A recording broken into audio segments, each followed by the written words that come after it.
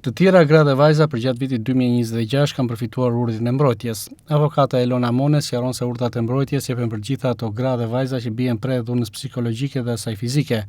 Mone thotë se kur keni kërcënim real ndaj personit të dhunuar, personi përgjegjës duhet të mbajë një distancë të caktuar në mënyrë që akti i dhunës mos të përsëritet apo agravojë më tepër.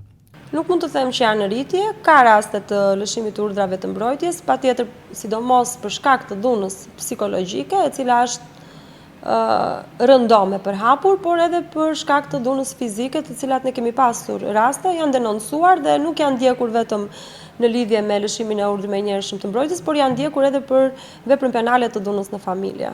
Urdhrat e mbrojtjes jepen sepse në momentin që kemi një kërcënim real për jetën të dhunuarës, në rastin konkret, duhet që të ketë një distancë agresori në rastin konkret, ndaj personit tjetër, në mënyrë që mos të arrihet deri në krime më të rënda, siç mund të jetë plagosja, rraja, vrasja, në fund fare. Pra, urdhri i mbrojtjes është shumë i rëndësishëm në pikën fillestare të konfliktit. Dhe gjykata, duke vlerësuar të gjitha provat dhe rrethanat, lëshon një urdhër mbrojtje që personi i cili ushtron dhunën të ketë një distancë 100, 200 apo 300 metra, të mos kontaktojë, të mos e ngacmojë nëpërmjet ndonjë mënyre të drejtë apo të tërthort viktimën. Avokate Elona Mone konfirmon se ka raste kur urdhër mbrojtje kërkojnë edhe meshkujt. Sipas saj, meshkujt kërkojnë urdhër mbrojtje pasi bien pre e dhunës psikologjike nga femrat. Patjetër, ka raste, sepse dhuna psikologjike radhë të parë nuk ushtrohet vetëm nga mashkulli, por ushtrohet edhe nga femra, dhe ka raste, patjetër. Por nuk mungojnë as rastet kur avokata Elona Mone thotë se agresori shkel urdhrin e mbrojtjes, duke kryer në këtë mënyrë një tjetër vepër penale të dënueshme me burg.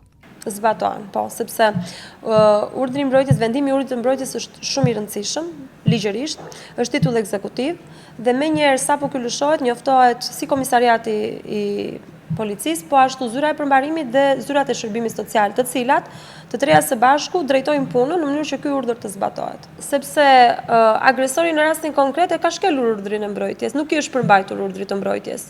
Dhe në momentin që sepse nuk është një mas ndalimi nga ana e policisë, pra nuk kemi të bëjmë me një arrest në rastin konkret. Kemi të bëjmë me një distancim. Në momentin që agresori e shkel të distancë që gjykata ja ka dhënë me urdhër, në këtë moment agresori nuk distancohet, por e shkel urdhrin e mbrojtjes dhe këtu kemi të bëjmë dhe një vepër tjetër penale që janë veprime në kundërshtim me vendimin e gjykatës. Pra, nuk kemi më vetëm shkelje të urdhrit të mbrojtjes, por kemi dhe tashmë shfutur në një vepër tjetër penale personi. Një rol të rëndësishëm në zbatimin e urdhrit të mbrojtjes sipas avokates se kanë specialistë të zonës të cilët duhet marrin parasysh çdo kërkesë, ankesë që bëhet në lagjen që mbulojnë, veçanërisht denoncimet për dhunë që duhen referuar dhe trajtuar me seriozitet.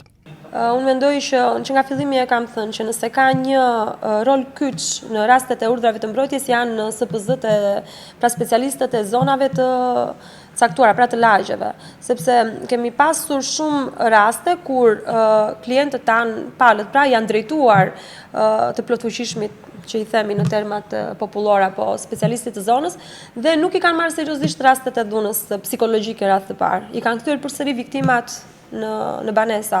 Dhe këto raste duhet të denoncohen për shpërdorim detyre.